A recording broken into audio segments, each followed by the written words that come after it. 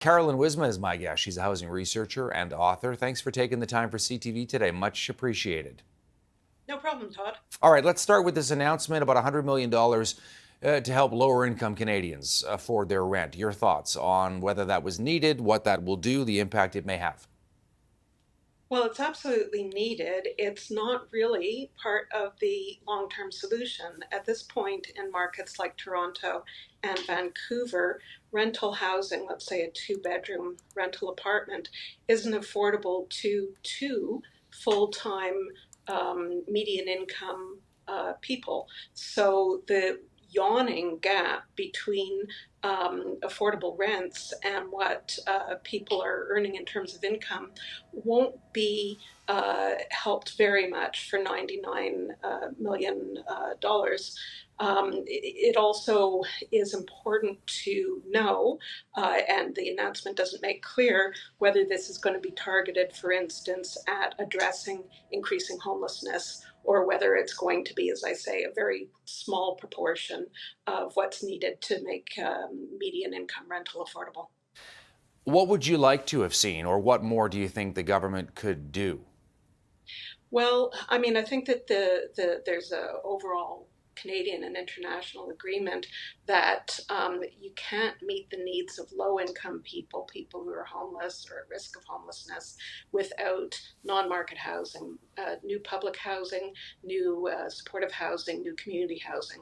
So there's a lot of discussions going on about what's going to be in the budget around scaling up non-market housing and perhaps following on from the most successful program of the National Housing Strategy, which has been the Rapid Housing Initiative in terms of building new supportive housing for people at risk of homelessness. How about this story, people leaving places like Toronto and Vancouver, Ontario and BC altogether for cheaper provinces? What do you make of that?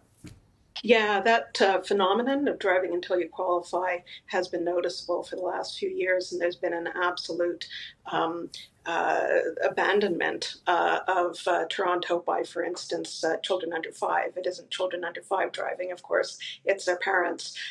So as long as we're not building more affordable supply in hot markets like Toronto and Vancouver, and as long as a proportion of those are not available for non-market housing, we're going to continue to see the same trends, and $99 million in housing benefits won't significantly change that. The ban on foreign buyers being extended, your thoughts on the difference that may make or perhaps not make? What do you think? No, I think that's totally trivial. I think that the emphasis on sort of others, whether it be international students or whether it be foreign buyers, is a really poor attempt to move attention away from the actual problems that are with our housing system in terms of zoning, in terms of infrastructure funding, in terms of rent protection, in terms of basic income. So those are all the real problems, and there a bunch of other things are being brought up to distract us from the real problems. Okay, let me ask you as well before we go about these numbers coming in from the Greater Toronto Area. And, without getting too into the reads, we're just going to bring up the numbers here. So, there was a new listings more than 6% from a year ago in Toronto. So at the same time that some people are being pushed out of a market like Toronto, clearly new listings are going up and a lot of homes are now going up and a lot of homes are changing hands. So what's the takeaway there, do you think, Carolyn? Well, I think people are desperate for a home, and people are desperate for a home near where they work, near where there's childcare, near where there's schools.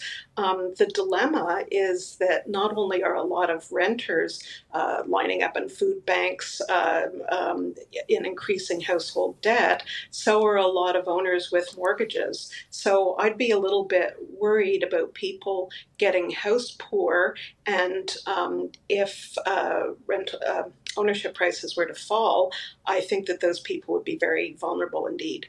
Carolyn, appreciate you coming on CTV News today, sharing your thoughts on those stories all relating to housing. Much appreciated. Have a great day, Todd. You as well.